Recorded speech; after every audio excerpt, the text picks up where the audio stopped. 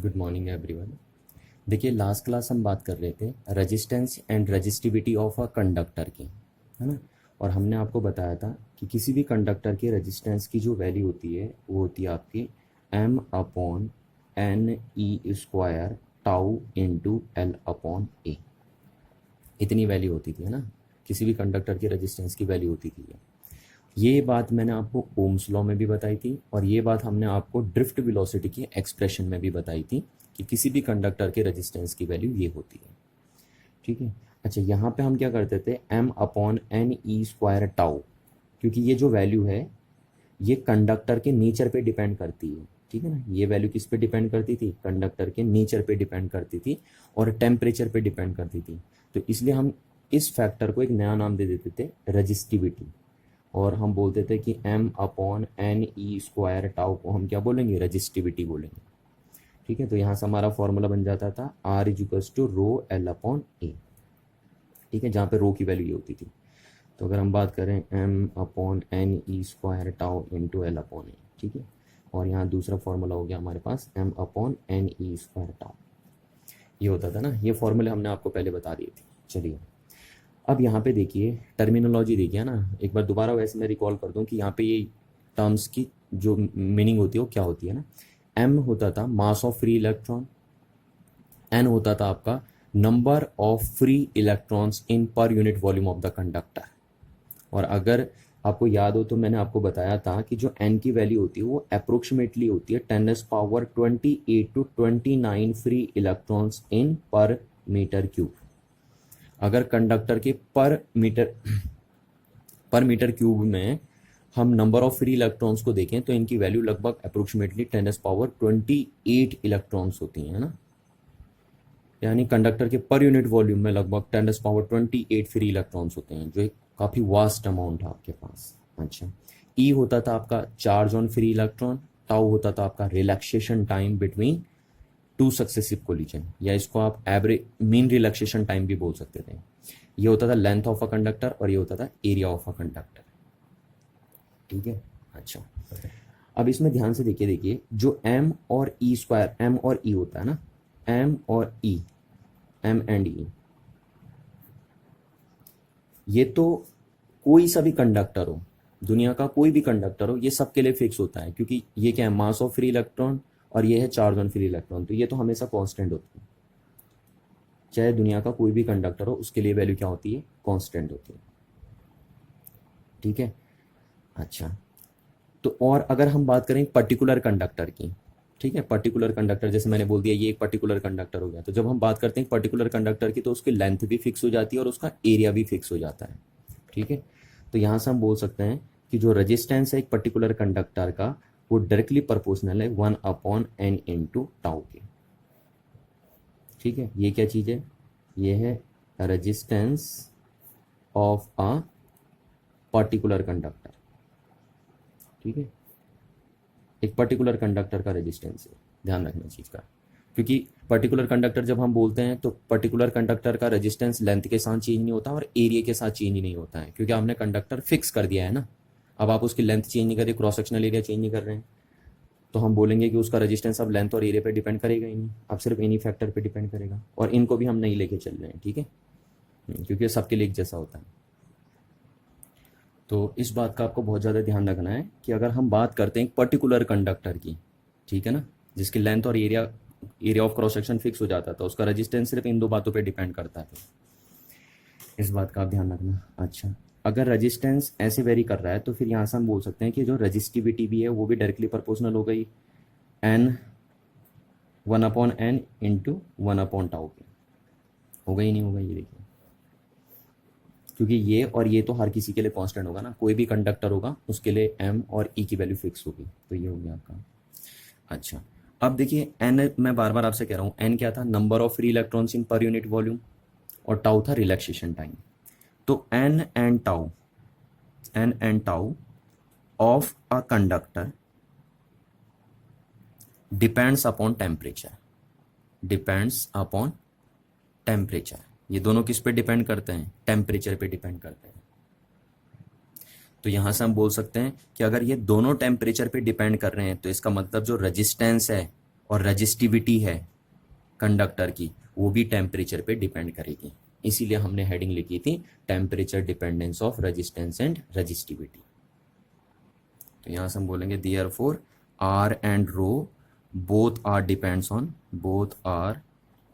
Depends upon temperature. ठीक है, किसका टेम्परेचर? कंडक्टर का टेम्परेचर। तो ये बात आपको यहाँ तक समझ में आ जानी चाहिए ना, क्योंकि दोनों फैक्टर देखिए, ये दोनों फैक्टर रेजिस्टेंस, कंडक्टर का रेजिस्टेंस और रजिस्टिविटी, इन दोनों फैक्टर पे डिपेंड कर रही है, और ये दोनों फैक्टर टेम्परेचर पे डिपेंड कर रहे हैं। तो इसलिए कंडक्टर का जो रेजिस्टेंस है और रजिस्टिविटी है वो भी टेम्परेचर पे डिपेंड करेगी। अच्छा, अब यहाँ एक बहुत इंपॉर्टेंट बात सुनिए। देखिए, जब हम कंडक्टर का टेम्परेचर इंक्रीज करते हैं, ठीक है ना, तो एन की वैल्यू में ज़्यादा चेंजेस नहीं आते हैं। एन क्या आता है? वेरी स्मॉल चेंज आते हैं एन की वैल्यू में, वेरी स्मॉल चेंजेस। ध्यान रखना इस बात का। ये देखिए, बहुत इंपॉर्टेंट बात बोल रहा हूँ मैं यहाँ पे। कुछ लोग तो इसको कांस्टेंट ही बोल देते हैं, बट मैं कांस्टेंट नहीं बोलूंगा। ध्यान रखना, जो हकीकत है वो बता रहा हूँ आपको। देखिए, कंडक्टर का जब आप टेम्परेचर इंक्रीज करते हैं तो उसमें number of free electrons increase हो जाते हैं। ठीक है ना, कंडक्टर का जब आप टेम्परेचर क्या करेंगे? इंक्रीज करेंगे, तो उसमें क्या होता है? एटम्स क्या करते हैं? एटम्स को क्या मिलेगी? एनर्जी मिलेगी टेम्परेचर के थ्रू। और जब टेम्परेचर के थ्रू एटम्स को एनर्जी मिलेगी तो उनके इलेक्ट्रॉन्स क्या करने लग जाते हैं? फ्री होने लग जाते हैं। तो इसीलिए हम कहते हैं कि टेम्परेचर इंक्रीज करने से एन की वैल्यू इंक्रीज तो होती है, बट बहुत स्मॉल अमाउंट में इंक्रीज होती है। सपोज देखो, जैसे मैंने बोला कि मैंने टेम्परेचर 10 डिग्री सेंटीग्रेड तक इंक्रीज कर दिया कंडक्टर का, है ना, तो जो पहले टेम्परेचर था, उस जब स्टार्टिंग टेम्परेचर जो था, वहां पे भी तो एन की वैल्यू अप्रोक्सीमेटली 10⁻29 फ्री इलेक्ट्रॉन्स पर मीटर क्यूब थी, है ना। और अगर आप 10 डिग्री सेंटीग्रेड टेम्परेचर इंक्रीज भी कर देंगे तो एन की वैल्यू में सपोज अगर 10 का चेंजेस भी आया या 100 का चेंजेस भी आया, तो एन की वैल्यू, न्यू वैल्यू क्या बनेगी एन की, है ना, नए टेम्परेचर पे वो बनेगी 10⁻30 या 31 फ्री इलेक्ट्रॉन पर मीटर क्यूब। तो ये देखिए, यहाँ पे एन की वैल्यू में अप्रिशिएबल चेंजेस नहीं आए। ठीक है ना, ज़्यादा फ्री इलेक्ट्रॉन नहीं बढ़ते हैं, क्योंकि एन की वैल्यू पहले ही बहुत ज़्यादा होती है कंडक्टर के अंदर। तो अगर आप थोड़ा बहुत टेम्परेचर इंक्रीज भी कर देते हैं या टेम्परेचर इंक्रीज भी करते हैं, तो एन की वैल्यू में जो चेंजेस आते हैं, ठीक है, वो अप्रिशिएबल चेंजेस नहीं होते हैं, थोड़ा बहुत चेंजेस आते हैं। जैसे एन की वैल्यू 10, 100 इतनी बढ़ जाती है। तो इसलिए हम कह सकते हैं कि टेम्परेचर इंक्रीज करने से एन की वैल्यू इंक्रीज तो होती है, और बहुत वेरी स्मॉल अमाउंट में उसमें चेंजेस आते हैं। तो हम कह सकते हैं कि टेम्परेचर इंक्रीज करने से एन एक तरीके से कांस्टेंट बना रहता है, ये हम बोल सकते हैं बिल्कुल। ठीक है ना, पर ध्यान रखना आपका कि टेम्परेचर बढ़ाने से एन की वैल्यू कांस्टेंट नहीं रहती है, थोड़ा बहुत बढ़ती जरूर है। तो अब यहाँ से ये कह सकते हैं कि जो रेजिस्टेंस है वो सिर्फ डायरेक्टली प्रोपोर्शनल है 1/τ के, और जो रजिस्टिविटी है वो भी डायरेक्टली प्रोपोर्शनल है 1/τ के। ठीक है, बट जब हम पर्टिकुलर कंडक्टर की बात कर रहे हो, ध्यान रखना, अगर हम एक पर्टिकुलर कंडक्टर की बात करें, ठीक है, तो एक पर्टिकुलर कंडक्टर का जो रेजिस्टेंस होता है वो अब सिर्फ एक तरीके से किस पे डिपेंड कर रहा है? एवरेज रिलैक्सेशन टाइम पे डिपेंड कर रहा है। और अगर वही हम बात करें कि एक पर्टिकुलर कंडक्टर की जो रजिस्टिविटी है वो किस पे डिपेंड कर रही है, वो भी सिर्फ किस पे डिपेंड कर रही है? अब एवरेज रिलैक्सेशन टाइम पे डिपेंड कर रही है। और ये एवरेज रिलैक्सेशन टाइम क्या होता था? It is the time, average time between two successive collision. ठीक है, तो आप इस बात को बिल्कुल अपने दिमाग में गांठ बना के रख देंगे कि अगर कोई एक पर्टिकुलर कंडक्टर है आपके पास, ठीक है, तो उसका रेजिस्टेंस सिर्फ अब किस बात पे डिपेंड कर रहा है? एक तरीके से एवरेज रिलैक्सेशन टाइम पे डिपेंड कर रहा है, और रजिस्टिविटी भी सिर्फ एवरेज रिलैक्सेशन टाइम पे डिपेंड कर रही है ना। वैसे तो और भी फैक्टर होते हैं, कह रहा हूं मैं, ये देखिए, पर हम बात कर रहे हैं यहाँ पे एक पर्टिकुलर कंडक्टर पे। चलिए, अब देखिए क्या होता है अगर आप कंडक्टर का टेम्परेचर इंक्रीज कर देते हैं। ठीक है, कंडक्टर का टेम्परेचर इंक्रीज कर देंगे तो जो फ्री इलेक्ट्रॉन्स होते हैं उनको काइनेटिक एनर्जी मिलती है इस टेम्परेचर की हेल्प से। जो आप टेम्परेचर इंक्रीज कर रहे हैं ना कंडक्टर का, वो क्या करता है? फ्री इलेक्ट्रॉन की काइनेटिक एनर्जी इंक्रीज कर देता है। काइनेटिक एनर्जी इंक्रीज होने से इलेक्ट्रॉन बहुत फास्ट मूव करते हैं, और अगर वो फास्ट मूव करेंगे तो वो जल्दी कोलाइड करेंगे, और अगर वो जल्दी कोलाइड करेंगे तो जो एवरेज रिलैक्सेशन टाइम है उसकी वैल्यू डिक्रीज हो जाती है। ठीक है, क्योंकि ये कौन सा टाइम था? Average time between two successive collision, है ना। इलेक्ट्रॉन्स का जो अदर इलेक्ट्रॉन्स के साथ या इलेक्ट्रॉन्स का जो आयन के साथ कोलिजन हो रहा है वो टाइम है ये, ठीक है ना। तो जब आप टेम्परेचर इंक्रीज कर रहे हैं तो इलेक्ट्रॉनों को काइनेटिक एनर्जी मिल रही है, काइनेटिक एनर्जी मिलने से वो ज़्यादा तेजी से मूव कर रहे हैं, ज़्यादा तेजी से मूव करेंगे तो जल्दी कोलाइड करेंगे, और जल्दी कोलाइड करेंगे तो उनका रिलैक्सेशन टाइम क्या हो जाएगा, डिक्रीज हो जाएगा। और अगर रिलैक्सेशन टाइम डिक्रीज होगा तो रजिस्टेंस भी इंक्रीज होगा और रजिस्टिविटी भी इंक्रीज होगी। तो इसलिए हम कह सकते हैं कि कंडक्टर में टेम्परेचर जो होता है, रजिस्टेंस एंड रजिस्टिविटी जो होती है वो डायरेक्टली प्रोपोर्शनल होती है टेम्परेचर के, ठीक है। टेम्परेचर बढ़ाने से रजिस्टिविटी बढ़ती है, टेम्परेचर बढ़ाने से रेजिस्टेंस बढ़ता है, ठीक है ना। चलिए अब हम ऐसे फैक्टर की एक बात कर लेते हैं जो फैक्टर सिर्फ आपको ये बता रहा हो कि कितना टेम्परेचर चेंज करने से कितना चेंजेस आएगा कंडक्टर के रेजिस्टेंस में, है ना। तो उस फैक्टर को हम डिफाइन करते हैं। ध्यान रखना, जो फैक्टर हम डिफाइन करने जा रहे हैं वो ये बताएगा आपको कि अगर आप कंडक्टर का टेम्परेचर इतना चेंज करते हैं तो उसके रेजिस्टेंस में कितना चेंजेस आता है, ठीक है। और इस फैक्टर को हम बोलते हैं temperature coefficient resistivity, temperature coefficient of, temperature coefficient of resistance बोल दीजिए, टेम्परेचर कोफिशिएंट ऑफ रेजिस्टेंस या रेजिस्टिविटी, है ना। हम दोनों एक ही तरीके से डिफाइन करेंगे, ठीक है। जैसे temperature coefficient of resistance defined होगा, सिमिलरली उसी तरीके से टेम्परेचर कोफिशिएंट ऑफ रेजिस्टिविटी भी डिफाइंड होगी, क्योंकि आपने देख लिया ना कि ये दोनों फैक्टर टेम्परेचर पे डिपेंड कर रहे हैं, ठीक है। चलिए तो अब हम डिफाइन करते हैं टेम्परेचर कोफिशिएंट ऑफ रेजिस्टेंस या टेम्परेचर कोफिशिएंट ऑफ रेजिस्टिविटी। चलिए तो इस टॉपिक को समझने के लिए पहले मैं आपको एक एग्जाम्पल देता हूँ ना, उस एग्जाम्पल से टॉपिक आपको इजीली समझ में आ जाएगा। देखिए सपोज मेरे पास एक पर्टिकुलर मटेरियल की वायर है, किसी भी मटेरियल की ये वायर आप ले सकते हो, कॉपर की, एल्युमिनियम की, जो भी आपने वायर लिया ना, और इसमें इनिशियली 5 kg वेट हैंगे, या ये 5 kg वेट हैंगे इसमें ना, इसको हमने W1 बोल दिया, इतना kg वेट हैंगे। और जिस टाइम इसमें 5 kg वेट हैंगे इनिशियली, उस टाइम इसकी वायर की लेंथ है L0 सपोज, इसको हम ओरिजिनल लेंथ भी बोल सकते हैं इसकी, ठीक है। चलिए अब इसी मटेरियल की वायर ले ली मैंने, ठीक है, यही मटेरियल है, सेम कंपैरिजन करते हैं तो एक ही चीज़ तो लेते हैं ना। ये देखिए ये यही वायर है।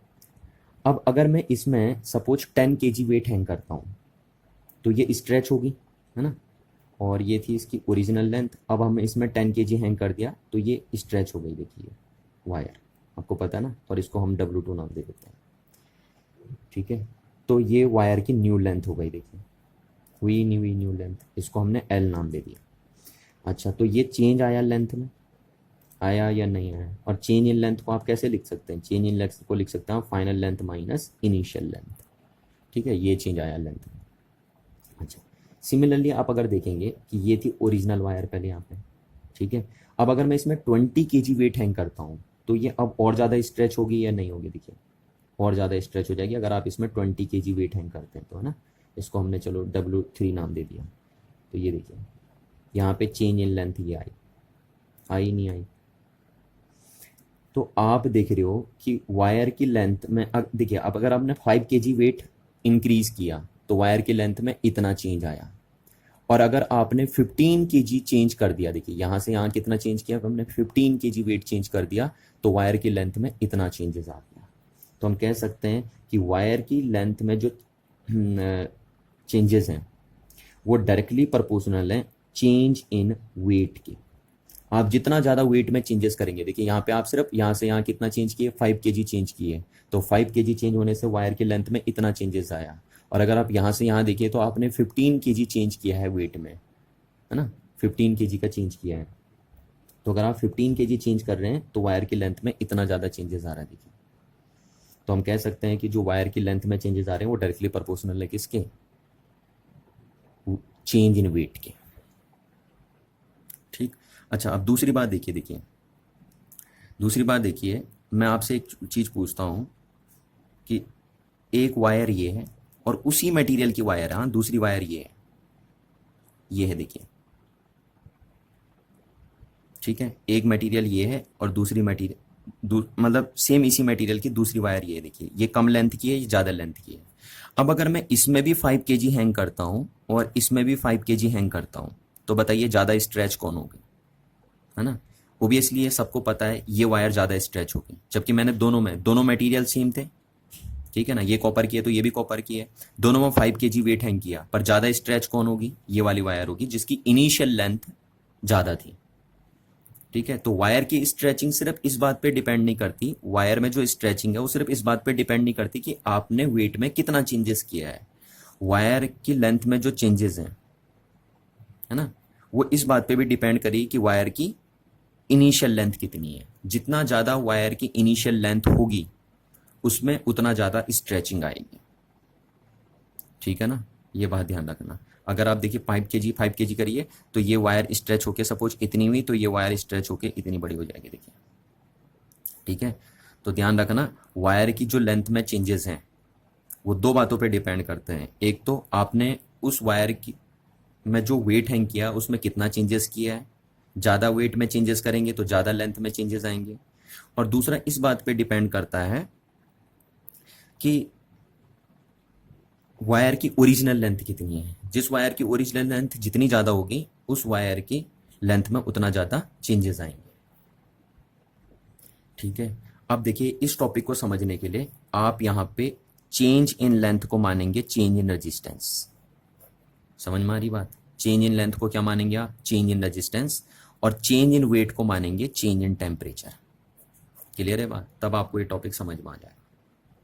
अब एनालॉजी लगाएंगे, देखिए चलिए, ठीक है। सपोज ये कंडक्टर है मेरे पास, एक पर्टिकुलर कंडक्टर है, और जब इसका टेम्परेचर था T0, ठीक है, इनिशियल टेम्परेचर जिसे हम बोल सकते हैं, तो उस टाइम इस कंडक्टर का रेजिस्टेंस था सपोज R0, ठीक है। T0 टेम्परेचर पे इसका रेजिस्टेंस कितना था, सपोज R0 था। अच्छा, अब इस कंडक्टर का टेम्परेचर हमने क्या कर दिया, T0 से T कर दिया, ठीक है ना। T0 से चेंज करके कितना कर दिया, T कर दिया। तो T0 जो है हमारा वो एक तरीके से इनिशियल टेम्परेचर है, इनिशियल टेम्परेचर, और ये क्या है, इनिशियल रेजिस्टेंस, इनिशियल रेजिस्टेंस। अच्छा, अब हमने इसका टेम्परेचर चेंज करके T कर दिया। चाहे आप इंक्रीज भी कर सकते हो तो चाहे, और चाहो आप तो डिक्रीज भी कर सकते हो। मोस्टली हम इंक्रीज ही करते हैं, इस बात का ध्यान रखना। बट हम यहाँ पे T लिख रहे हैं तो आप ध्यान रखना कि हमने चेंज किया है। अब उस चेंज को आप इंक्रीज भी बोल सकते हो और डिक्रीज भी बोल सकते हैं। तो ये इसको हम बोलेंगे फाइनल टेम्परेचर, ये फाइनल टेम्परेचर है, ठीक। और जब हमने इसका टेम्परेचर T0 से चेंज करके T कर दिया तो इस कंडक्टर का रेजिस्टेंस भी चेंज हो जाएगा। और उस टाइम जिस टाइम टेम्परेचर T है इस कंडक्टर का, उस टाइम सपोज रेजिस्टेंस मैंने माना R है इसका, है ना। और इसको हम बोल सकते हैं फाइनल रेजिस्टेंस। क्या बोल सकते हैं हम इसको, फाइनल रेजिस्टेंस, ठीक है। तो ये बात आपको ध्यान रखनी है कि जब कंडक्टर का टेम्परेचर T0 था इनिशियली, उस टाइम उसका इनिशियल रेजिस्टेंस था R0। हमने टेम्परेचर चेंज करके T कर दिया, तो टेम्परेचर T होने से कंडक्टर का रेजिस्टेंस कितना हो गया, R हो गया। तो इसको आप फाइनल टेम्परेचर बोल सकते हो, इसको आप फाइनल रेजिस्टेंस बोल सकते हैं। और कंडक्टर का टेम्परेचर चेंज करने से रेजिस्टेंस चेंज होता है, वो बात मैं आपको बहुत बार बता चुका हूँ, देखिए यहाँ पे भी, है ना। ये हो गया। चलिए, तो अब हम अगर देखें कि कंडक्टर के रेजिस्टेंस में जो चेंजेस आते हैं वो ज़्यादा चेंजेस आएंगे अगर आप कंडक्टर के टेम्परेचर को ज़्यादा चेंज करेंगे तो, ठीक है। तो पहला हम बोल सकते हैं the change in resistance of a conductor is directly proportional to the change in temperature of a conductor, ठीक है। Higher is the change in temperature of a conductor, higher will be the change in resistance of that conductor. Clear है ना बात। जितना ज़्यादा temperature में changes करेंगे आप कंडक्टर के, उतना ही ज़्यादा रेजिस्टेंस में चेंजेस आएंगे कंडक्टर के, ठीक है। ये बात आप समझ रहे हैं ना, क्योंकि R डायरेक्टली प्रोपोर्शनल T है ना। जितना ज़्यादा टेम्परेचर में चेंजेस लाओगे उतना ज़्यादा रेजिस्टेंस में चेंजेस आएंगे, जैसा आपने यहाँ किया था, देखिए, है ना। वेट में जितना ज़्यादा चेंज करोगे उतना ज़्यादा लेंथ में चेंजेस आएंगे। तो सिमिलरली हम यहाँ पे बोल रहे हैं कि जितना ज़्यादा टेम्परेचर में चेंज करेंगे उतना ज़्यादा रेजिस्टेंस में चेंजेस आएंगे। दूसरा देखिए, कंडक्टर के रेजिस्टेंस में जो चेंजेस आ रहे हैं वो सिर्फ टेम्परेचर पे डिपेंड नहीं कर रहे हैं, वो इस बात पे भी डिपेंड करता है कि इनिशियल रेजिस्टेंस कितना है, ठीक है ना। क्या चीज़ है, इनिशियल रेजिस्टेंस कितना है कंडक्टर का। तो ध्यान रखना, कंडक्टर के रेजिस्टेंस में जो चेंजेस आते हैं वो डायरेक्टली प्रोपोर्शनल होते हैं initial value of the resistance, of a conductor. ये जैसे मैंने यहाँ पे आपको बताया था ना कि वायर की लेंथ में जो चेंजेस आते हैं वो डायरेक्टली प्रोपोर्शनल होते हैं initial length of the wire की। तो ये किसी भी कंडक्टर का रेजिस्टेंस इनिशियली जितना ज़्यादा होगा उसके टेम्परेचर चेंज करने से उसके रेजिस्टेंस में भी उतना ही ज़्यादा चेंजेस आएगा। तो इन दो बातों को आप दिमाग में बैठा के रखेंगे, ठीक है। चलिए आइए अब हम दोनों को कंबाइन कर देते हैं। तो if you combine these two result we get delta R is proportional to delta T into R naught, ठीक है। ये हो गया, दोनों को रिजल्ट को कंबाइन कर दिया हमने। चलिए अब अगर हम यहाँ से प्रोपोर्शनलिटी का साइन रिमूव करते हैं तो हम एक कांस्टेंट लगाते हैं, ठीक है, और उस कांस्टेंट को हम अल्फा नाम देते हैं। देखिए क्या नाम दे दिया हमने, अल्फा। इस टाइप से ये प्रोपोर्शनल का साइन है, ये अल्फा है, alpha R naught into delta T. तो ये जो अल्फा है इसका कॉमन नाम तो क्या हो गया, प्रोपोर्शनलिटी कांस्टेंट, ठीक है, और पर्टिकुलर नेम हो गया इसका टेम्परेचर कोफिशिएंट ऑफ रेजिस्टेंस, ठीक है। इस अल्फा का नाम ही होता है टेम्परेचर कोफिशिएंट ऑफ रेजिस्टेंस, ठीक है। और पर्टिकुलर नाम अगर आप जनरल नाम बोलेंगे इसका तो जनरल नाम हो गया प्रोपोर्शनलिटी कांस्टेंट, क्योंकि प्रोपोर्शनल साइन रिमूव करके आपने लगाया है ना टेम्परेचर कोफिशिएंट रेजिस्टेंस, क्योंकि देखिए रेजिस्टेंस का और टेम्परेचर का रिलेशन बता रहा है नहीं बता रहा है, देखिए इसमें रेजिस्टेंस और इधर टेम्परेचर है, और क्योंकि ये कांस्टेंट है तो इसलिए कोफिशिएंट लग गया, तो इसीलिए इसका पूरा नाम हो गया टेम्परेचर कोफिशिएंट ऑफ रेजिस्टेंस, ठीक है। तो यहाँ से हम अल्फा की अगर वैल्यू निकालें तो अल्फा की वैल्यू हो गई change in resistance upon original resistance into change in temperature. ये हो गया, देखिए फॉर्मूला आपको याद रखना है, ठीक है। अच्छा आप चाहो तो इसको ऐसे भी लिख सकते हो, देखो आर नॉट को आप क्या लिख सकते हैं, आर माइनस आर नॉट, ठीक है। यही तो है चेंज इन रेजिस्टेंस, क्योंकि फाइनल रेजिस्टेंस ये, इनिशियल रेजिस्टेंस ये, तो चेंज इन रेजिस्टेंस ही हो गया upon original resistance into change in temperature क्या है, देखिए जब रेजिस्टेंस आर है तब टेम्परेचर टी है, जब रेजिस्टेंस आर नॉट है तब टेम्परेचर टी नॉट है। तो ये हो गया, ठीक हो गया। अच्छा अब यहाँ से हम इसकी डेफिनेशन लिख देते हैं, देखिए ना इसकी डेफिनेशन लिख देते हैं। तो देखिए temperature coefficient resistivity is defined as the change in resistance per unit original resistance per unit change in temperature, ठीक है। तो इसको चाहो तो लिख लो आप, temperature coefficient resistance is the क्या है ये, चेंज इन रेजिस्टेंस, ठीक है, पर यूनिट। नीचे वाली चीज को मैं बार बार आपसे कहता हूं यूनिट पढ़ते हैं ना, change in resistance per unit original resistance, original ये देखिए ओरिजिनल मतलब इनिशियल रेजिस्टेंस पर यूनिट, आप चाहो तो ओरिजिनल के सामने इनिशियल रेजिस्टेंस भी लिख सकते हो, पर unit original resistance per unit change in temperature, ठीक है। जब भी मैं आपसे कहता हूं कि इस चीज की डेफिनेशन बनानी तो इसको और इसको क्या कर दीजिए आप, 1 1 पढ़िए, है ना, पर यूनिट पढ़िए इनको, तो ये चीज ये हो जाएगी आपकी, ठीक है। तो temperature coefficient resistance is the change in resistance per unit original resistance per unit change in temperature, ठीक है। अच्छा अब अगर आप इसकी यूनिट बनाएंगे ना, SI unit of alpha, alpha मतलब temperature coefficient resistivity, sorry temperature coefficient resistance. तो अल्फा की यूनिट क्या हो जाएगी, देखिए इसकी यूनिट क्या है ओम, इसकी यूनिट ओम, तो ओम माइनस ओम करोगे तो क्या आएगा ओम, ठीक है। रेजिस्टेंस की यूनिट क्या हो गई ओम, नीचे टेम्परेचर का क्या आएगा, देखिए केल्विन, तो केल्विन माइनस केल्विन आ जाएगा आपका, ठीक है। ओम से ओम कैंसिल आउट हो गया तो केल्विन आ गया, क्लियर है ना बात। तो पर केल्विन होती है अल्फा की यूनिट, और आप डायमेंशनल फॉर्मूला भी बोल सकते हो कि इसका डायमेंशनल फॉर्मूला होता है टी इनवर्स, ठीक है।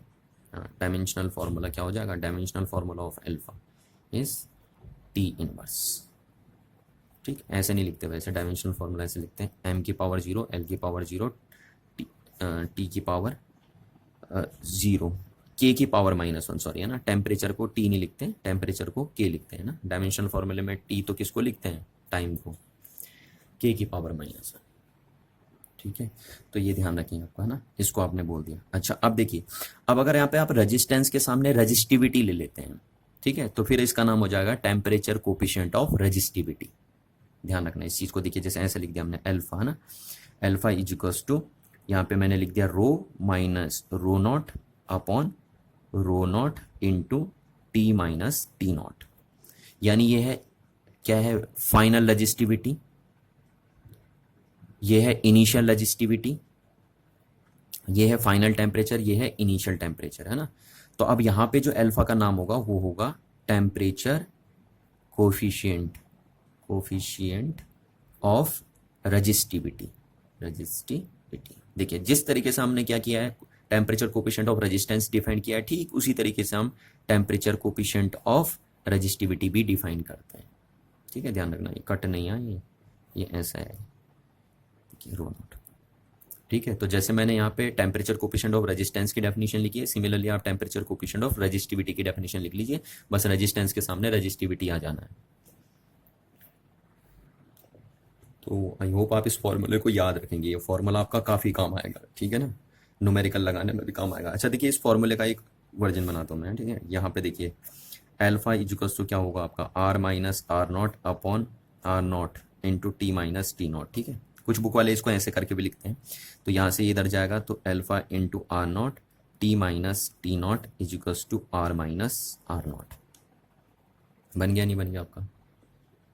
अच्छा, अब इसमें हम क्या करते हैं कि आर नॉट को इधर डाल देते हैं ना, तो आर इक्वल्स टू क्या हो जाएगा, R naught plus alpha R naught T minus T naught. तो आर इक्वल्स टू क्या हो जाएगा, आर नॉट कॉमन हो गया यहाँ पे, और 1 plus alpha T minus T not, ऐसे भी लिखते हैं बुक वाले, ठीक है। और ये क्या है, इस चाहो तो आप ये फॉर्मूला याद रखिए, ये याद रखिए, है ना, दोनों बातें एक ही हैं। तो ये फाइनल रेजिस्टेंस है, ये इनिशियल रेजिस्टेंस है, यानी ये वो रेजिस्टेंस है जो इस टेम्परेचर पे, ये वो रेजिस्टेंस है जो इस टेम्परेचर पे, ठीक है। तो चाहो तो ये याद रख लो, या चाहो तो ये याद रख लो, आपको जो सूटेबल लग रहा है वो याद रख सकते हैं, पर आपको याद जरूर रखना है फॉर्मूला, ठीक है। चलिए अब हम डिस्कस करते हैं नेक्स्ट टॉपिक को, और नेक्स्ट टॉपिक है हमारा temperature dependence of resistance and resistivity of various materials,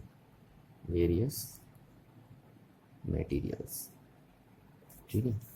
तो अब हम देखेंगे कि जो वेरियस मटेरियल्स हमारे पास हैं, सपोज जैसे एलॉय हो गया, कंडक्टर, सेमीकंडक्टर, इंसुलेटर, इलेक्ट्रोलाइट, इनका रेजिस्टेंस और रेजिस्टिविटी टेम्परेचर के साथ किस तरीके से वेरी कर रही है, ठीक है, ये देखेंगे आप, है ना। चलिए, तो पहले आप ये फॉर्मूला याद रखिए कि जो कंडक्टर का रेजिस्टेंस होता है, सिर्फ कंडक्टर का रेजिस्टेंस है ना, उसका फॉर्मूला ये था आपके पास, m/n/e² tau into L upon, ठीक। तो रेजिस्टिविटी का फॉर्मूला क्या गया था कंडक्टर के लिए, यह आया था। अच्छा, ये दोनों तो सिर्फ कंडक्टर के लिए हैं, ये फॉर्मूले। उसके बाद हमने एक टर्म और डिफाइन किया था, resistivity, temperature coefficient of resistance या टेम्परेचर कोफिशिएंट ऑफ रेजिस्टिविटी। तो ये सबके लिए डिफाइंड होता है, सारे मटेरियल के लिए डिफाइंड होता है, ये कंडक्टर के लिए भी डिफाइंड होता है, एलॉय के लिए भी, सेमीकंडक्टर के लिए भी, इलेक्ट्रोलाइट के लिए भी, सबके लिए डिफाइंड होगा, ठीक है। और इसकी वैल्यू थी R minus R naught upon R naught into T minus T naught, ठीक नहीं थी। अच्छा, अब हम क्या करते हैं थोड़ा सा कि अगर हमें ये देखना है कि जो वेरियस टाइप के मटेरियल हैं उनका रेजिस्टेंस और रेजिस्टिविटी टेम्परेचर से किस तरीके से इफेक्ट हो रही है, तो उसको हम थोड़ा सा यहाँ चार्ट बना के कर देते हैं डिस्कस, ठीक है। चार्ट बना के समझने में आसानी होगी हमें, तो यहाँ डिस्कस कर लेते हैं। चलिए, पहला मटेरियल होगा हमारा कौन सा, कंडक्टर। दूसरा मटेरियल हम डिस्कस करेंगे सेमीकंडक्टर। तीसरा मटेरियल होगा हमारे पास एलॉय, और चौथा मटेरियल है इलेक्ट्रोलाइट, ठीक है। चलो, यहाँ पे सेमी इंसुलेटर के लिए जो नहीं बची, इंसुलेटर को मैं बाद में डिस्कस कर लूँगा, ठीक है। तो अब हम देखेंगे कि जो वेरियस मटेरियल हैं इनका रेजिस्टेंस टेम्परेचर के साथ किस तरीके से वेरी कर रहा है। अच्छा, यहाँ पे एक बात आप नोट करके रखेंगे, देखिए आप ये नहीं बोलेंगे कि इन मटेरियल का रेजिस्टेंस या रेजिस्टिविटी सिर्फ टेम्परेचर पे डिपेंड कर रही है ना, इनका रेजिस्टेंस और रेजिस्टिविटी अदर फैक्टर पे भी डिपेंड करती है। पर यहाँ पे हम क्या देख रहे हैं कि इन मटेरियल का रेजिस्टेंस या रेजिस्टिविटी टेम्परेचर के साथ कैसे वेरी हो रही है, सिर्फ हम ये देख रहे हैं बस यहाँ पे। अदरवाइज इनका रेजिस्टेंस और रेजिस्टिविटी तो अदर फैक्टर पे भी डिपेंड करती है ना, हाँ, पर यहाँ पे टेम्परेचर के साथ वेरिएशन देखना है सिर्फ। चलिए, पहली बात कर लेते हैं हम कंडक्टर की। तो देखिए जो कंडक्टर है, अगर हम बात करें पर्टिकुलर कंडक्टर की, तो पर्टिकुलर कंडक्टर का जो रेजिस्टेंस होता है वो सिर्फ किस पे डिपेंड करता है, रिलैक्सेशन टाइम पे डिपेंड करता है ना। ये बात मैं अभी आपको डिस्कस करवा चुका था पहले भी, अभी डिस्कस किया था मैंने इसके बारे में। तो एक पर्टिकुलर कंडक्टर का रेजिस्टेंस सिर्फ एवरेज रिलैक्सेशन टाइम पे डिपेंड करता है। अच्छा, अब अगर मैं कंडक्टर का टेम्परेचर इंक्रीज कर देता हूँ तो एवरेज रिलैक्सेशन टाइम क्या हो जाता है, डिक्रीज हो जाता है। और क्यों डिक्रीज होता है उसको भी हम डिस्कस कर चुके थे, ठीक है। अच्छा, अगर एवरेज रिलैक्सेशन टाइम डिक्रीज होगा तो रेजिस्टेंस क्या हो जाएगा, इंक्रीज हो जाएगा। तो यहाँ से हम कह सकते हैं कि अगर हम एक कंडक्टर का टेम्परेचर इंक्रीज करें तो उसका रेजिस्टेंस भी इंक्रीज हो जाएगा। होगा या नहीं होगा, डेफिनेटली होगा, है ना। अच्छा, अब अगर हम कंडक्टर के अल्फा की बात करें तो देखिए ये फॉर्मूला लिख दिया मैंने, ठीक है। अच्छा, सपोज मैंने माना कि जब टेम्परेचर टी नॉट यानी 20 डिग्री सेंटीग्रेड था, उस टाइम जो रेजिस्टेंस था कंडक्टर का वो था सपोज 5 ओम, ठीक है। अच्छा, फाइनल, अब मैंने टेम्परेचर चेंज कर दिया और फाइनल टेम्परेचर कर दिया 25 डिग्री सेंटीग्रेड। तो हमें पता है कंडक्टर का रेजिस्टेंस चेंज हो जाएगा और इंक्रीज हो जाएगा, और इंक्रीज होकर मैंने मान लिया सपोज 7 ओम हो गया, ठीक है। तो अगर हम यहाँ वैल्यू पुट करें, देखिए तो ये हो गया आपका 7 - 5, तो ये 2 आएगा पॉजिटिव का, आएगा नहीं आएगा। आर देखिए, आर नॉट की वैल्यू कितनी है, 5 है ना। तो आर तो कभी भी नेगेटिव हो ही नहीं सकता, आर तो हमेशा क्या आएगा, पॉजिटिव ही आएगा। भैया स्केलर क्वांटिटी है, नेगेटिव हो ही नहीं सकती है, रेजिस्टेंस थोड़ी ना नेगेटिव हो जाएगा किसी का। अच्छा, ये 25 और ये कितना है 20, तो ये 5 पॉजिटिव आएगा, तो ये पॉजिटिव आएगा। तो यानी अल्फा क्या आ गया, पॉजिटिव आ गया। तो किसी भी कंडक्टर का जो अल्फा होता है वो हमेशा पॉजिटिव आता है, ध्यान रखना ना। अब मैं बार बार इतनी बातें नहीं बताऊंगा आपको, देखिए आइंदा से मैं शॉर्टकट बोल दूंगा कि जिस भी मटेरियल का रेजिस्टेंस टेम्परेचर बढ़ाने के साथ बढ़ता है उसका अल्फा पॉजिटिव आता है ना। यानी जिस भी मटेरियल का रेजिस्टेंस इंक्रीज होता है टेम्परेचर इंक्रीज होने के साथ, उसका अल्फा हमेशा क्या आता है, पॉजिटिव आता है। और जिन मटेरियल का रेजिस्टेंस डिक्रीज होगा टेम्परेचर इंक्रीज करने के साथ, उनका अल्फा हमेशा नेगेटिव आएगा। आप चाहिए तो यहाँ से ट्राई करके देख सकते हैं, ठीक है। तो इस बात को आप ध्यान रखना कि अगर रेजिस्टेंस इंक्रीज हो रहा है टेम्परेचर इंक्रीज होने से, तो अल्फा की वैल्यू हमेशा पॉजिटिव आएगी, चाहे वो कोई भी मटेरियल क्यों ना हो। और अगर रेजिस्टेंस किसी मटेरियल का डिक्रीज हो रहा है टेम्परेचर इंक्रीज होने के साथ, तो उनका अल्फा नेगेटिव आएगा। और कह रहा हूँ अगर चेक करना है तो आप इससे चेक कर सकते हैं, जैसे मैंने अभी यहाँ पे चेक करके दिखाया, देखिए आपको ठीक हो गया, तो इतना हो गया आपके पास। अच्छा, अब हम देखना चाहते हैं जरा कि जो कंडक्टर्स हैं उनकी रजिस्टिविटी टेम्परेचर के साथ किस तरीके से वेरी करती है, उसको हम थोड़ा ग्राफिकल फॉर्म से देखना चाहते हैं। तो हम ग्राफ बना रहे हैं यहाँ पे, और ग्राफ के थ्रू हम इलस्ट्रेट करेंगे कि how the resistivity varies with temperature in case of conductor, ठीक है। तो यहाँ पे मैं कंडक्टर ले लेता हूँ एल्यूमिनियम। आपको पता है दुनिया का सबसे बेस्ट कंडक्टर है सिल्वर, फिर उसके बाद आपका कॉपर, और फिर उसके बाद एल्यूमिनियम, है ना। तो ये एल्यूमिनियम का बना दिया मैंने, एल्यूमिनियम बोल दिया, कंडक्टर बोल दो, बात एक ही है।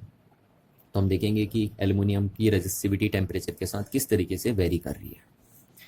तो पहली बात आप ये बात ध्यान रखना, देखिए कि जो रजिस्टिविटी और टेम्परेचर का रिलेशनशिप होता है कंडक्टर के केस में, वो एक लीनियर रिलेशनशिप नहीं होता है। लीनियर रिलेशनशिप का मतलब क्या है कि अगर आप इसमें 1 डिग्री का चेंज करिए, तो अगर इसमें भी 1 ओम का चेंजेस आ गया, है ना, तो हम कहेंगे लीनियर रिलेशनशिप है। जैसे हमने कहा टेम्परेचर में 2 डिग्री का चेंज किया मैंने, और इसमें भी 2 का चेंज आया, इसमें 3 का चेंज किया और इसमें भी 3 का चेंज आ गया, तो इसको हम कहते हैं कि लीनियर रिलेशनशिप हो गया रजिस्टिविटी और टेम्परेचर का। पर कंडक्टर के केस में ऐसा लीनियर रिलेशनशिप नहीं होता इनका, क्योंकि अगर ऐसा रिलेशनशिप होगा तो रजिस्टिविटी वर्सेस टेम्परेचर ग्राफ ऐसे आ जाएगा कुछ। क्लियर है ना बात, स्ट्रेट लाइन बनेगा। तो ऐसा नहीं होता कंडक्टर के केस में, ऐसा नहीं होता है, रजिस्टिविटी और टेम्परेचर का लीनियर रिलेशनशिप नहीं होता है। तो कैसा रिलेशनशिप होता है उसको देख लेते हैं। देखिए यहाँ पे, देखिए यहाँ से आता ग्राफ है ना, जैसे जैसे आप टेम्परेचर बढ़ाएंगे देखिए वैसे वैसे रजिस्टिविटी बढ़ती है, पहले थोड़ा थोड़ा बढ़ती है, और बाद में अगर हल्का सा भी आप टेम्परेचर बढ़ाएंगे तो रजिस्टिविटी एकदम बढ़ जाएगी। देखिए ये इस टाइप से आ जाएगा। अगर आप देख रहे हैं, आप पहले स्टार्ट में देखो क्या हो रहा है, टेम्परेचर बढ़ाने से रजिस्टिविटी हल्का हल्का बढ़ रही है, और फिर एकदम थोड़ा सा आगे जाने पे टेम्परेचर अगर आप हल्का सा भी इंक्रीज कर रहे हैं तो रजिस्टिविटी बहुत ज़्यादा इंक्रीज हो जाएगी। क्योंकि आप जैसे जैसे टेम्परेचर बढ़ाते रहेंगे और बढ़ाएंगे, तो एक टाइम ऐसा आएगा कि जो फ्री इलेक्ट्रॉन्स हैं उनको इतनी ज़्यादा काइनेटिक एनर्जी मिल जाएगी, इतनी ज़्यादा काइनेटिक एनर्जी मिल जाएगी कि उनका एवरेज रिलैक्सेशन टाइम बहुत ही कम, बहुत ही ज़्यादा क्या हो जाएगा, डिक्रीज हो जाएगा। और अगर बहुत ज़्यादा डिक्रीज हो गया उनका एवरेज रिलैक्सेशन टाइम, तो उनका रेजिस्टेंस और रेजिस्टिविटी बहुत रैपिडली क्या कर जाएगी, इंक्रीज कर जाएगी। ठीक है। अच्छा, अब बच्चा यहाँ पे अक्सर क्या गलती करता है, देखिए ध्यान से, बच्चा यहाँ से बना देता है इस ग्राफ को, ठीक है, ऐसे बना देता है। ये गलती आपको नहीं करनी है। अगर आप ग्राफ यहाँ से बनाते हैं तो इसका मतलब क्या हुआ, इसका मतलब हुआ कि कंडक्टर का रेजिस्टिविटी जीरो हो गई, 0 केल्विन पे, है ना। अगर आप ग्राफ यहाँ से बनाते तो अगर किसी भी कंडक्टर का रेजिस्टेंस या रेजिस्टिविटी किसी टेम्परेचर पे 0 हो जाती है तो हम उसको कंडक्टर नहीं बोलते, फिर हम सुपर कंडक्टर्स बोलते हैं, क्योंकि सुपर कंडक्टर की रेजिस्टिविटी और रेजिस्टेंस कितना होता है, 0 होता है। ये बात ध्यान रखना ना। तो कंडक्टर का रेजिस्टेंस तो कभी 0 हो ही नहीं सकता है, और ना ही उसकी रेजिस्टिविटी 0 हो सकती है। जब रेजिस्टेंस 0 नहीं होगा तो ऑटोमेटिकली उसकी रेजिस्टिविटी भी 0 नहीं होगी। तो ये बात ध्यान रखना कि किसी भी कंडक्टर का रेजिस्टेंस कभी भी 0 नहीं हो सकता है, क्योंकि अगर उसका रेजिस्टेंस 0 होगा तो फिर वो कंडक्टर नहीं, सुपर कंडक्टर बोला जाएगा। तो ये बात ध्यान रखना कि आपको ग्राफ यहाँ से नहीं बना देना है। यहाँ से बनाने का मतलब होगा कि 0 केल्विन पे रेजिस्टिविटी क्या हो गई, कंडक्टर की 0 हो गई, जो हो ही नहीं सकती है। तो इस बात को थोड़ा आपको ध्यान से देखना है ना, नहीं तो बच्चे गड़बड़ कर देते हैं, बच्चे यहाँ से बना देते हैं ग्राफ को। तो चलिए ग्राफ बन गया आपका। अब ऐसी ग्राफ आप रेजिस्टेंस वर्सेस टेम्परेचर का भी बना सकते हैं और कंडक्टिविटी वर्सेस टेम्परेचर का भी बना सकते हैं। ठीक है, तो आप मेरे को बना के दिखाएंगे कि कंडक्टर्स के लिए रेजिस्टेंस वर्सेस टेम्परेचर ग्राफ कैसे बनेगा और कंडक्टिविटी वर्सेस टेम्परेचर ग्राफ कैसे बनेगा। ये 2 ग्राफ आप बना के दिखाएंगे मैं। ठीक है, तो ये चलो, और ये ग्राफ आपको याद रखना, एग्जाम पॉइंट ऑफ व्यू से बहुत ज़्यादा इंपॉर्टेंट होते हैं ग्राफ्स। चलिए नेक्स्ट बात करते हैं हम सेमीकंडक्टर की। तो देखिए सेमीकंडक्टर मटेरियल की अगर मैं बात करूं तो सेमीकंडक्टर मटेरियल बहुत सारे टाइप के होते हैं। ठीक है, आपके प्योर सेमीकंडक्टर होते हैं, इंट्रिंसिक होते हैं, कंपाउंड सेमीकंडक्टर होते हैं, फिर कंपाउंड के अंदर भी बनते हैं ऑर्गेनिक सेमीकंडक्टर, इनऑर्गेनिक सेमीकंडक्टर। तो उनको भी हम यहाँ डिस्कस नहीं करेंगे। जब आप सेकेंड बुक में अपनी लास्ट यूनिट पढ़ेंगे इलेक्ट्रॉनिक्स या सेमीकंडक्टर डिवाइसेस, तो वहाँ पे डिटेल्स आएगा। और थोड़ा बहुत आपने अगर याद हो तो आपने ये 12th क्लास की केमिस्ट्री में भी पढ़ा होगा, फर्स्ट चैप्टर केमिस्ट्री का जो है सॉलिड स्टेट, उसमें भी ये टॉपिक है आपका सेमीकंडक्टर। तो चलिए ज़्यादा बातें तो मैं नहीं करूँगा सेमीकंडक्टर के बारे में, बट एक हल्का सा ओवरव्यू ले लेते हैं। देखिए सेमीकंडक्टर का, ठीक है। पहली बात ये ध्यान रखना कि जो आपके सेमीकंडक्टर मटेरियल्स होते हैं, ठीक है, सेमीकंडक्टर मटेरियल जो होते हैं वो कोवेलेंट बॉन्ड बनाते हैं। ठीक है, कोवेलेंट बॉन्ड का फॉर्मेशन करते हैं। इनमें मोस्टली जो बॉन्ड होते हैं, मोस्टली क्या लगभग कोवेलेंट बॉन्ड ही होते हैं इनमें सारे, ये कोवेलेंट बॉन्ड फॉर्म करते हैं। चलिए, है ना। अच्छा, दूसरी बात आपको ध्यान रखनी है सेमीकंडक्टर मटेरियल के बारे में कि सेमीकंडक्टर मटेरियल में जो चार्ज कैरियर होते हैं वो 2 टाइप के होते हैं, एक होते हैं इलेक्ट्रॉन और दूसरे होते हैं होल। ठीक है, अब ये होल क्या है उसको हम यहाँ डिस्कस नहीं कर रहे हैं, पर फिलहाल ये ध्यान रखना कि सेमीकंडक्टर मटेरियल में चार्ज कैरियर 2 टाइप के होते हैं। पहला होते हैं इलेक्ट्रॉन्स और दूसरे होते हैं होल। जैसे कंडक्टर में सिर्फ एक ही टाइप के चार्ज कैरियर होते हैं, फ्री इलेक्ट्रॉन्स बस। ठीक है, पर जबकि सेमीकंडक्टर में 2 टाइप के होते हैं, फ्री इलेक्ट्रॉन्स एंड होल्स। अच्छा, अब तीसरी बात आपको क्या ध्यान रखनी है सेमीकंडक्टर के बारे में कि अगर हम एब्सोल्यूट 0 टेम्परेचर की बात करें, एब्सोल्यूट 0 मतलब 0 केल्विन की बात अगर हम करें, तो 0 केल्विन पे सेमीकंडक्टर मटेरियल इंसुलेटर की तरीके से बिहेव करते हैं। ध्यान रखना इस बात का ना, मैं दोबारा रिपीट कर रहा हूं, the semiconductor material behaves like as an insulator at absolute 0 temperature. ठीक, अब ऐसा क्यों होता है देखिए, क्योंकि क्या होता है ना, अगर आप एब्सोल्यूट 0 टेम्परेचर की बात करिए तो एब्सोल्यूट 0 टेम्परेचर पे सेमीकंडक्टर मटेरियल के पास कोई भी चार्ज कैरियर नहीं होते हैं। और अगर उनके पास चार्ज कैरियर नहीं है तो ओबियसली है उनके अंदर करंट फ्लो नहीं होगी, और अगर करंट फ्लो नहीं होगी तो उनका रेजिस्टेंस यानी क्या है, बहुत ज़्यादा है, और बहुत ज़्यादा अगर रेजिस्टेंस है तो हम उनको इंसुलेटर बोल सकते हैं, है ना। तो ये बात ध्यान रखना कि सेमीकंडक्टर मटेरियल एब्सोल्यूट 0 टेम्परेचर पे इंसुलेटर के तरीके से बिहेव करते हैं। पर जैसे जैसे आप इनका टेम्परेचर इंक्रीज करते हैं, अगर आप सेमीकंडक्टर मटेरियल का टेम्परेचर इंक्रीज करते हैं तो इनके अंदर जो कोवेलेंट बॉन्ड है वो ब्रेक होते हैं। ठीक है, और अगर एक कोवेलेंट बॉन्ड ब्रेक हुआ सेमीकंडक्टर मटेरियल के अंदर तो एक कोवेलेंट बॉन्ड ब्रेक होने से 2 इलेक्ट्रॉन फ्री होते हैं, क्योंकि आपको पता है कोवेलेंट बॉन्ड में 2 इलेक्ट्रॉन पार्टिसिपेट करते हैं। तो जैसे अगर आप टेम्परेचर बढ़ाएंगे सेमीकंडक्टर मटेरियल का, तो उसके अंदर अगर एक कोवेलेंट बॉन्ड ब्रेक होगा तो उसके अंदर 2 इलेक्ट्रॉन फ्री होते हैं, और 2 इलेक्ट्रॉन फ्री होंगे तो 2 होल भी क्रिएट होते हैं साथ में। ठीक है, तो एक कोवेलेंट बॉन्ड अगर ब्रेक हो रहा है कंडक्टर के अंदर तो 2 इलेक्ट्रॉन मिल रहे हैं आपको और 2 होल मिल रहे हैं, तो यानी आपको 4 चार्ज कैरियर मिल रहे हैं। और अगर आपको चार्ज कैरियर मिल रहे हैं तो ओबियसली आपको फिर करंट भी मिलेगी, क्योंकि जब चार्ज कैरियर होंगे तभी करंट बनेगी, है ना। और जब करंट मिलेगी तो ऑटोमेटिकली रेजिस्टेंस क्या हो जाएगा, डिक्रीज हो जाएगा। ठीक है, तो इसलिए हम बोलते हैं कि सेमीकंडक्टर मटेरियल में जब हम टेम्परेचर इंक्रीज करते हैं तो टेम्परेचर इंक्रीज करने से कोवेलेंट बॉन्ड ब्रेक होते हैं। कोवेलेंट बॉन्ड ब्रेक होने से हमको क्या मिलते हैं, नंबर ऑफ चार्ज कैरियर। ये नंबर ऑफ चार्ज कैरियर क्या हो जाते हैं, इंक्रीज हो जाते हैं। Number of charge carrier increase होने से करंट की वैल्यू क्या होती है, इंक्रीज होती है, और करंट की वैल्यू इंक्रीज होने से रेजिस्टेंस और रेजिस्टिविटी की वैल्यू क्या हो जाती है, डिक्रीज हो जाती है। ये बात आप ध्यान रखेंगे ना।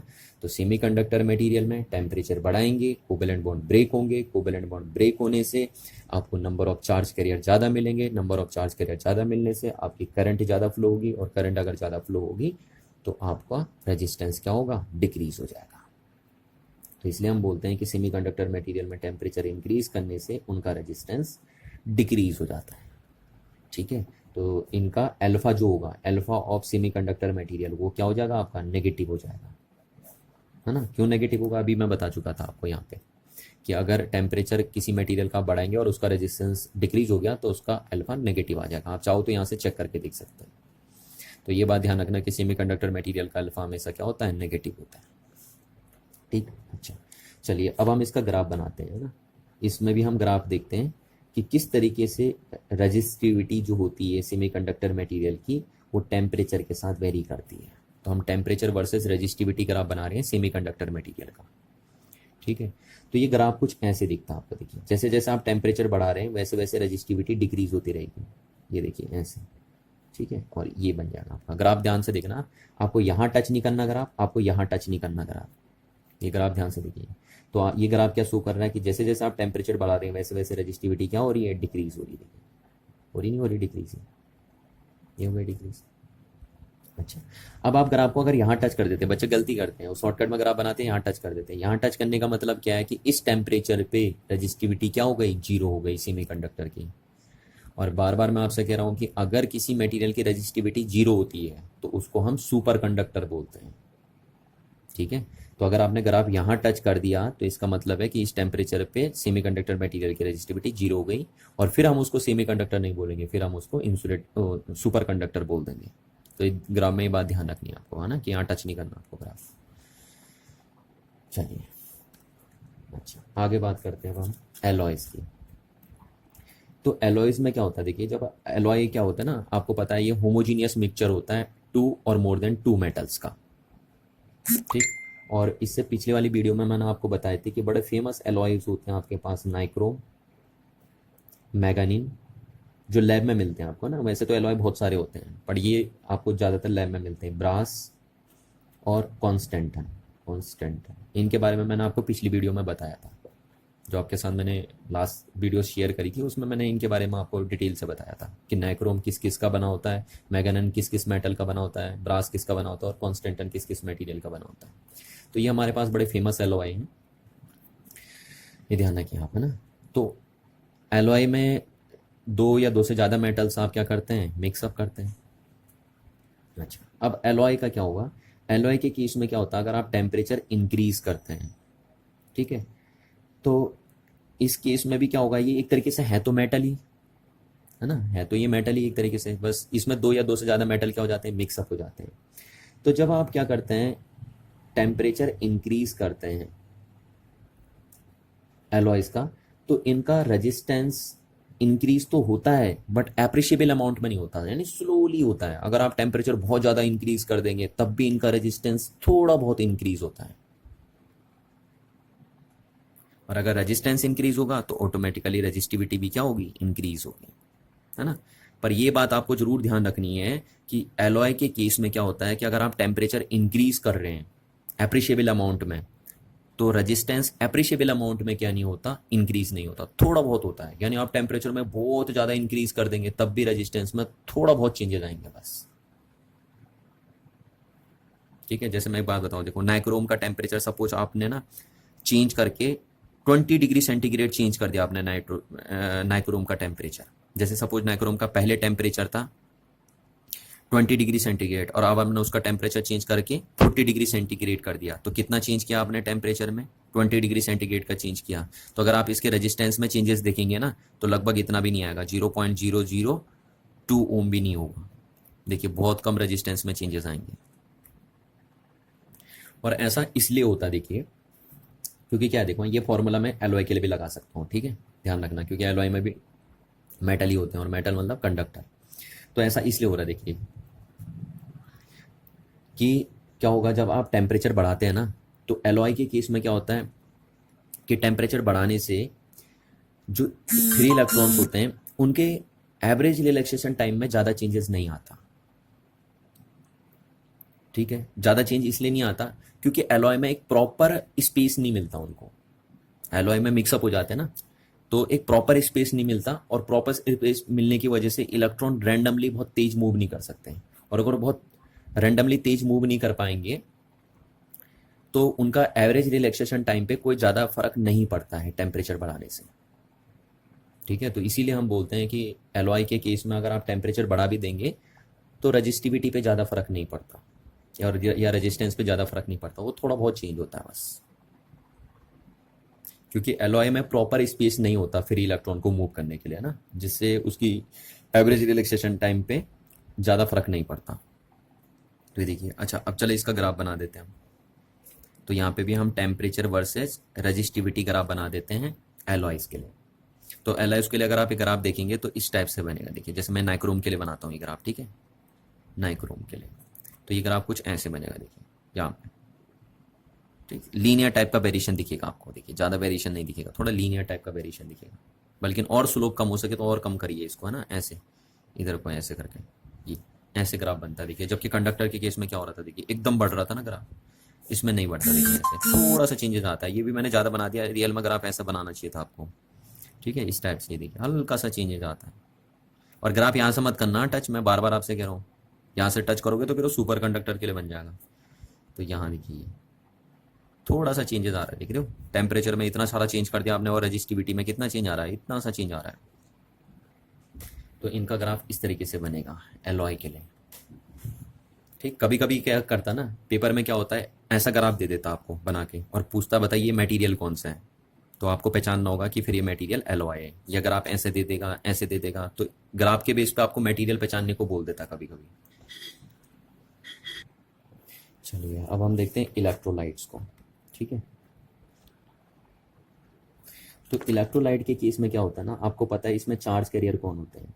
ठीक है, चार्ज कैरियर होते हैं इसमें ions, positive ions and negative ions. आपने शायद केमिस्ट्री में पढ़ा होगा, इलेक्ट्रोकेमिस्ट्री में ना, इलेक्ट्रोलाइटिक सेल। तो ये बात ध्यान रखना कि इलेक्ट्रोलाइट में चार्ज कैरियर कौन होते हैं, आयंस होते हैं, पॉजिटिव आयन और नेगेटिव आयन। अच्छा, अब क्या होगा देखो, आपको पता अगर आयन ज़्यादा तेज मूव करते हैं, उनकी स्पीड ज़्यादा होती है तो वो ज़्यादा करंट बनाते हैं। अगर आयन स्लो मूव करेंगे तो कम करंट बनाएंगे, और करंट कम होगी तो रेजिस्टेंस ज़्यादा होगा। ये बात आपको ध्यान रखनी है, ठीक है ना। अच्छा, तो आपने देखा होगा इस टाइप से आप बनाते हैं इलेक्ट्रोलिटिक सेल, है ना, ये इस टाइप से आपका बनता है। यहाँ पे एक टर्मिनल होता है, एक टर्मिनल ये होता है आपका, और यहाँ पे आप इलेक्ट्रोलाइट डालते हैं इस टाइप से, ये इलेक्ट्रोलाइट भरा होता है आपका, कुछ भी आप डाल देते हैं इलेक्ट्रोलाइट के फॉर्म में। यहाँ पे जिंक सल्फेट या कॉपर सल्फेट जो भी आपको डालना है ना, ये कॉपर सल्फेट इस टाइप से।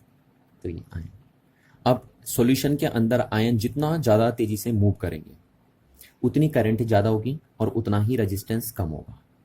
ठीक, और सॉल्यूशन के अंदर आयन जितना स्लोली मूव करेंगे उतना करंट कम होगी और उतना ही रेजिस्टेंस ज़्यादा होगा। ठीक, अच्छा अब क्या होता है देखिए कि ये जो सॉल्यूशन होता है इसकी कोई ना कोई विस्कोसिटी होगी। आपने ये 11th क्लास में पढ़ी होगी ना, कोफिशिएंट ऑफ विस्कोसिटी, याद है ना आपको, पढ़ाई थी मैंने आपको ये कोफिशिएंट ऑफ विस्कोसिटी। तो अगर ये जो इलेक्ट्रोलाइट है वो गाढ़ा हो गया आपका ना, आपने उसकी गाढ़ा कर दिया यानी उसकी विस्कोसिटी ज़्यादा कर दी, और अगर आपने उसे पतला किया है, डाइल्यूट किया है, तो यानी उसकी विस्कोसिटी कम है। ठीक है ना, ये बात ध्यान रखना आपको कि अगर लिक्विड का ये जो आपने इलेक्ट्रोलाइट डाला उसका कंसंट्रेशन ज़्यादा है तो इसका मतलब उसकी विस्कोसिटी ज़्यादा है, और अगर इलेक्ट्रोलाइट जो है आपके पास उसका वो डाइल्यूट है तो इसका मतलब उसकी विस्कोसिटी कम है। विस्कोसिटी का मतलब गाढ़ा लिक्विड और पतला लिक्विड, उससे मतलब है यहाँ पे। ठीक है। अच्छा, अब आप क्या करेंगे, अगर सपोज आपने इलेक्ट्रोलाइट का टेम्परेचर इंक्रीज कर दिया, ठीक है, तो टेम्परेचर इंक्रीज करने से क्या होगा, जो ये इलेक्ट्रोलाइट होगा उसकी विस्कोसिटी डिक्रीज हो जाएगी, वो पतला हो जाएगा ना। आपको पता है कोई लिक्विड है उसको आप गर्म करेंगे तो वो पतला हो जाता है आपको, ये मैंने आपको 11th क्लास में भी बताई थी बात कि टेम्परेचर इंक्रीज करने से किसी भी फ्लूइड का जो विस्कोसिटी होती है वो डिक्रीज हो जाती है, यानी वो पतला हो जाएगा। पहले गाढ़ा था तो पतला हो जाएगा टेम्परेचर बढ़ाने से। तो जैसे आप टेम्परेचर बढ़ाते हैं किसी इलेक्ट्रोलाइट का, उसकी विस्कोसिटी क्या हो जाएगी, डिक्रीज हो जाएगी। अच्छा, अब अगर विस्कोसिटी डिक्रीज होगी तो जो चार्ज कैरियर्स हैं, चार्ज कैरियर, उनकी स्पीड इंक्रीज हो जाएगी, होगी या नहीं होगी। देखिए आपको पता है ना, अगर सपोज मैं बोलूँ कि किसी आदमी को पानी में तैरना है और एक आदमी को कोलतार में तैरना है ना, कोलतार भरा है पूरा का पूरा, तो किस में आसानी से तैर लेगा, किस में स्पीड से मूव कर लेगा, पानी में। कोलतार में वो चल ही नहीं पाएगा, तैर ही नहीं पाएगा। तो लिक्विड जितना गाढ़ा होता है आयन को चलने में उतनी दिक्कत आती है, लिक्विड जितना पतला होता है आयन को चलने में उतनी क्या होती है, आसानी होती है। ठीक है, और जितना आयन स्पीडली मूव करेंगे उतना करंट ज़्यादा होगी और रेजिस्टेंस उतना ही क्या होगा, कम होगा। तो जैसे ही आप इलेक्ट्रोलाइट का टेम्परेचर इंक्रीज करते हैं उसकी कोफिशिएंट ऑफ विस्कोसिटी डिक्रीज हो जाती है। कोफिशिएंट ऑफ विस्कोसिटी डिक्रीज होने से जो चार्ज कैरियर है उनकी स्पीड बढ़ जाती है, और स्पीड बढ़ने से करंट की वैल्यू बढ़ जाती है, करंट की वैल्यू बढ़ने से रेजिस्टेंस और रेजिस्टिविटी क्या हो जाती है, डिक्रीज हो जाती है। ठीक है, तो ये बात ध्यान रखना आपको कि टेम्परेचर इंक्रीज करने से इलेक्ट्रोलाइट जो होते हैं उनका रेजिस्टेंस और रेजिस्टिविटी क्या कर जाती है, डिक्रीज कर जाती है। तो इसलिए इनका अल्फा भी क्या होगा, नेगेटिव होगा। ठीक है, जो इलेक्ट्रोलाइट होंगे उनका भी अल्फा नेगेटिव आएगा। ठीक, और इनका अल्फा नेगेटिव क्यों आया, लॉजिक मैंने आपको बता दिया, विस्कोसिटी का फैक्टर है। ठीक है, चलिए अब यहाँ पे देखिए मैं एक इम्पॉर्टेंट बात आपसे करने जा रहा हूँ कि आपको पता हो रहा है, देखिए कंडक्टर जो है ना उनका रेजिस्टेंस या रेजिस्टिविटी इंक्रीज हो रही है टेम्परेचर इंक्रीज करने से। ठीक, तो अगर हम यहाँ पे देखेंगे कि सपोज हम टेम्परेचर डिक्रीज कर रहे हैं तो इसका मतलब रेजिस्टेंस भी डिक्रीज होगा। तो क्या कभी ऐसा हो सकता है कि सपोज हमने किसी कंडक्टर का टेम्परेचर डिक्रीज करते रहिए तो कोई एक ऐसा टेम्परेचर आ जाए जहाँ पे उसका रेजिस्टेंस जीरो हो जाए। क्या कभी ऐसा हो सकता है, तो देखते हैं उस चीज़ को ट्राई करके देखते हैं ना। अगर ऐसा हो गया कि किसी कंडक्टर का टेम्परेचर किसी कंडक्टर का रेजिस्टेंस किसी एक पर्टिकुलर टेम्परेचर पे जीरो हो गया तो हम उस कंडक्टर को फिर सुपर कंडक्टर बोल देते हैं। ठीक है, या ऐसे मटेरियल जिनका रेजिस्टेंस किसी एक पर्टिकुलर टेम्परेचर पे जीरो हो गया उनको हम सुपर कंडक्टिंग मटेरियल बोल देंगे। ठीक है, और जिस टेम्परेचर पे उनका रेजिस्टेंस जीरो हो जाएगा उसको हम ट्रांजिशन टेम्परेचर बोल देते हैं। ठीक है, या क्रिटिकल टेम्परेचर बोल देते हैं, ट्रांजिशन टेम्परेचर बोल दीजिए या क्रिटिकल टेम्परेचर बोल दीजिए, बिकॉज ये वो टेम्परेचर है जहाँ पे उस मटेरियल का रेजिस्टेंस जीरो हो जाएगा। तो देखते हैं क्या कैसा ऐसा पॉसिबल है या नहीं होता है ना। तो इस चीज़ को हम डिस्कस कर लेते हैं। वैसे ये सिलेबस में नहीं है जो मैं आपको बताने जा रहा हूँ, आपके सीबीएसई के सिलेबस में ये नहीं है, पर फिर भी थोड़ा बहुत हम इसको डिस्कस कर लेते हैं। ठीक है, और यहाँ पे हम डिस्कस जो करने वाले हैं वो है आपकी सुपर कंडक्टिविटी। ठीक है, super conductivity and super conductor, क्योंकि सुपर कंडक्टिविटी किसके अंदर होगी, सुपर कंडक्टर्स के अंदर होगी। सुपर कंडक्टर्स आसान शब्दों में मैं कहूँ, सुपर कंडक्टर वो कंडक्टर होते हैं जिनका रेजिस्टेंस और रेजिस्टिविटी जीरो होती है। ठीक है, ध्यान रखिए इस बात का, जिस भी कंडक्टर का रेजिस्टेंस या रेजिस्टिविटी जीरो हो जाए वो क्या बोला जाता है, सुपर कंडक्टर मटेरियल बोला जाता है, और इस फिनोमिना को हम सुपर कंडक्टिविटी बोल देते हैं। ठीक है, तो चलिए ये सबसे पहले आपको ध्यान रखना है कि वैसे ये सिलेबस में नहीं है आपको, है ना। चलिए, तो अब यहाँ पे हम देखते हैं कि जो पहला स्टार्ट में सुपर कंडक्टर मिला था, प्रोफेसर कैमरलिंग ओन्स थे एक, उन्होंने ये डिस्कवरी करी थी सुपर कंडक्टर की। ठीक है, तो ये बात ध्यान रखना है, इनका नाम आपको याद रखना है, प्रोफेसर कैमरलिंग ओन्स। इन्होंने ही सुपर कंडक्टिविटी की डिस्कवरी करी थी।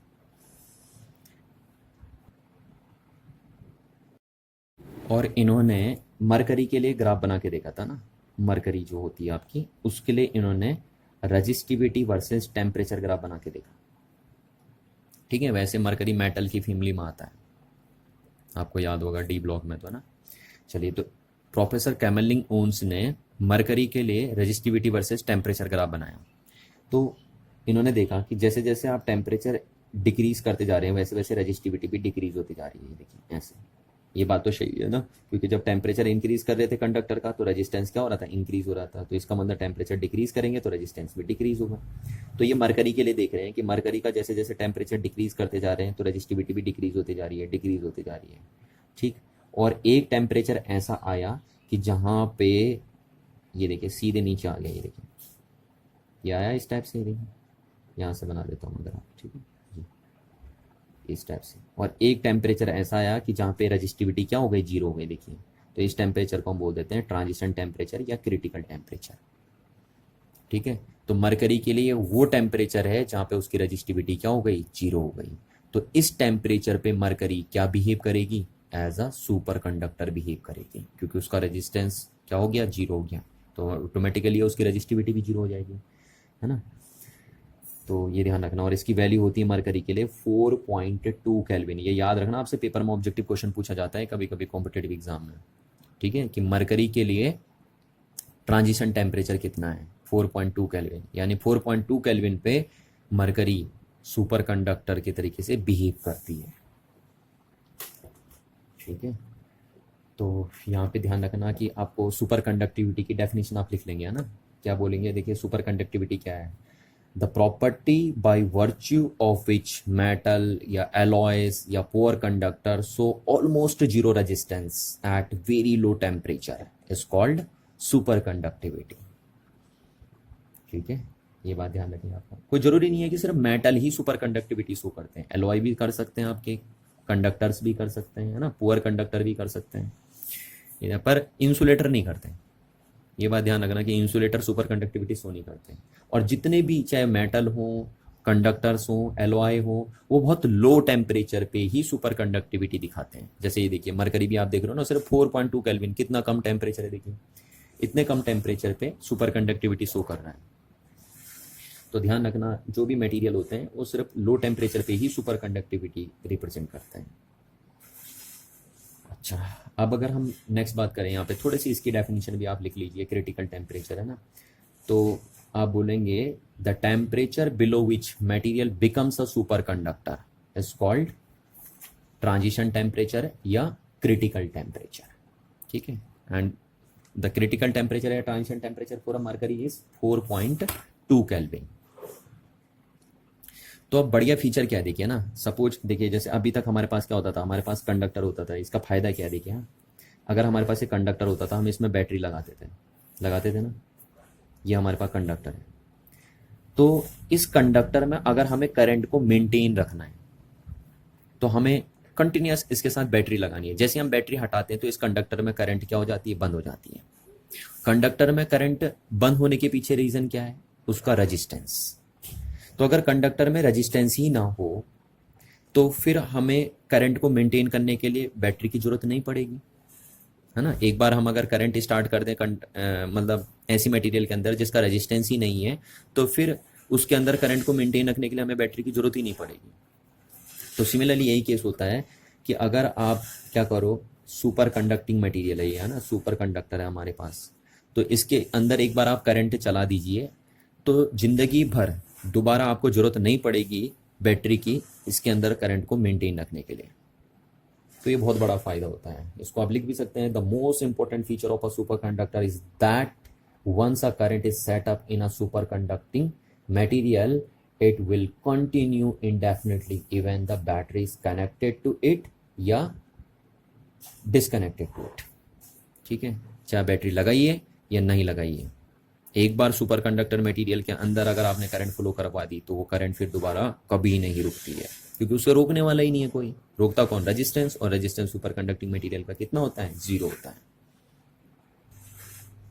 ठीक है, अच्छा थोड़ा एक दो मैं मटेरियल लिख देता हूँ। देखिए जैसे मैंने ये लिख दिया मटेरियल, तो मटेरियल मैंने लिखा जैसे टंगस्टन, आपका टंगस्टन, तो टंगस्टन के लिए जो क्रिटिकल टेम्परेचर होता है वो होता है 0.01 केल्विन।